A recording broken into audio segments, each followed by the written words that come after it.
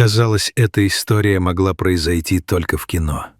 В том самом добром, немного наивном кинематографе, где в самый драматичный момент тучи рассеиваются, сквозь ветви пробивается золотистый луч солнца, а на помощь приходят те, от кого этого ждешь меньше всего.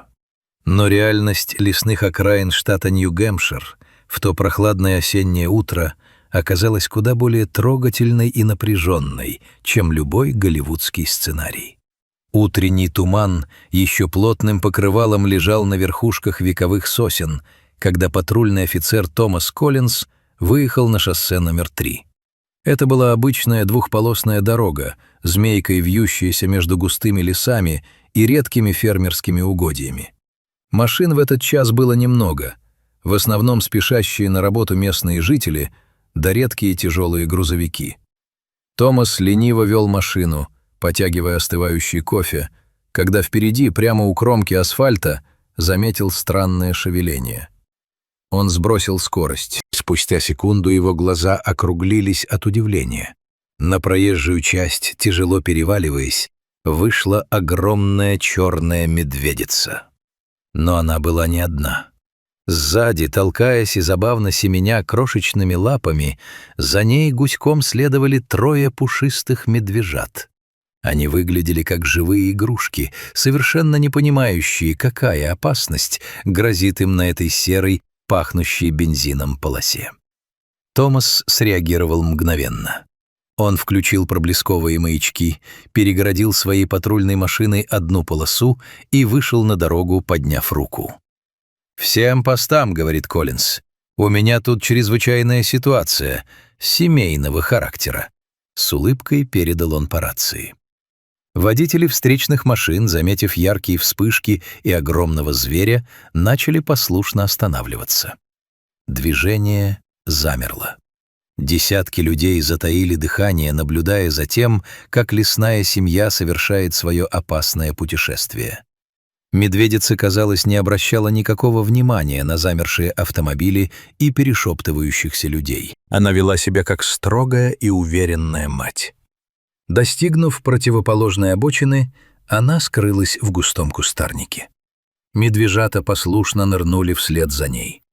Томас облегченно вздохнул и уже собирался сесть в машину, чтобы продолжить патрулирование, как вдруг кусты снова зашевелились. На дорогу опять вышла медведица, на этот раз без детей. Она выглядела встревоженной. Уши были прижаты к голове, она шумно втягивала ноздрями воздух и оглядывалась назад, на ту сторону дороги, откуда только что пришла. К удивлению собравшихся автомобилистов, медведица быстрыми шагами перешла трассу обратно, постояла у деревьев, а затем снова вернулась на другую сторону. Этот странный ритуал повторился трижды. Медведица металась между 2 сторонами дороги, издавая глухое утробное рычание.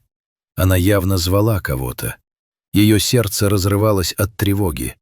Она не могла уйти вглубь леса, хотя понимала, что находиться рядом с шумящими машинами и людьми смертельно опасно для ее оставшихся в кустах детенышей. «Что-то не так», — подумал Томас, внимательно вглядываясь в противоположный склон. Она кого-то потеряла. И действительно, спустя несколько минут напряженного ожидания на обочине показался еще один силуэт. 4-й медвежонок. Этот кроха разительно отличался от своих шустрых братьев и сестер. Он был заметно меньше, его шерстка свалялась, а задние лапки дрожали и подкашивались. По его поведению было отчетливо видно, что крошка невероятно слаб или серьезно болен. Он сделал несколько неуверенных шагов по асфальту, жалобно запищал и просто сел, обессиленно опустив голову.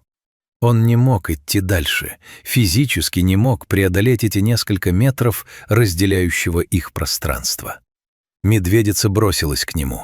Она нежно подталкивала его носом, пыталась взять за шкирку, но малыш лишь тихо скулил. В этот момент перед матерью встал самый страшный выбор, который только может стоять перед родителем. С одной стороны в кустах, на другой стороне дороги сидели 3 ее здоровых, но голодных и беззащитных детей. Оставлять их одних надолго было нельзя. Они могли разбежаться или стать добычей других хищников. С другой стороны, здесь, на открытой и опасной дороге, лежал ее больной ребенок, который без ее помощи был обречен на гибель. Но мать, рискуя всеми остальными детьми и собственной жизнью, отказывалась покидать своего слабого малыша. Она ложилась рядом с ним на холодный асфальт, закрывая своим телом от воображаемой угрозы, облизывала его мордочку и преданно смотрела в сторону людей, словно безмолвно умоляя о пощаде и помощи. Томас Коллинз понял, что обычными методами здесь не обойтись. Он связался с местным департаментом дикой природы. Спасатели и ветеринары выехали незамедлительно. Минут через 20 на место прибыл внедорожник со специалистами. Оценив ситуацию, зоологи поняли, если попытаться забрать медвежонка силой на глазах у матери, она бросится на его защиту, и тогда трагедии не избежать. Нужно было действовать профессионально, мягко и быстро. Было принято решение временно отогнать медведицу и здоровых медвежат вглубь леса, используя специальные шумовые патроны, которые не наносят вреда животным, но пугают их. Как только мать отступит на безопасное расстояние, специалисты заберут больного малыша. План сработал, хоть и не без трудностей. Напуганная резкими звуками медведица увлекла 3 здоровых детенышей в лесную чащу. Как только они скрылись из виду, ветеринар в плотных перчатках быстро приблизился к лежащему на асфальте крохе. Медвежонок был настолько слаб, что даже не сопротивлялся. Его бережно завернули в теплое одеяло и поместили в специальный бокс. «У него сильное обезвоживание и, похоже, легочная инфекция», — тихо сказал ветеринар Томасу. «В дикой природе он бы не выжил, но мы сделаем все возможное». Специалисты решили, что малыш сможет получить квалифицированную медицинскую помощь и поддержку в специализированном реабилитационном центре. План был прост и благороден. Как только он окрепнет и будет чувствовать себя намного легче, его тут же вернут мамочки обратно в этот же лесной массив, где медвежье семейство проводит свои дни. Эта история, запечатленная на камеры мобильных телефонов очевидцев и видеорегистратор патрульного автомобиля, мгновенно разлетелась по социальным сетям. В представленном ролике вы можете увидеть, как происходил процесс спасения малышей на дороге. От первых несмелых шагов лесной семьи до драматического момента, когда уставшая, но любящая мать металась по шоссе, отказываясь бросать своего больного ребенка. Эта история не просто хроника одного дорожного происшествия. Она является прямым, неопровержимым доказательством того, что мамы любят нас больше всех на свете. Они готовы отдать свою жизнь за то, чтобы их дети были живы и здоровы. Неважно, идет ли речь о человеческом обществе с его сложными законами или о суровом диком лесе, где выживает сильнейший, материнское сердце бьется везде одинаково. Мать способна на любые, самые безрассудные и отважные поступки ради своих детей.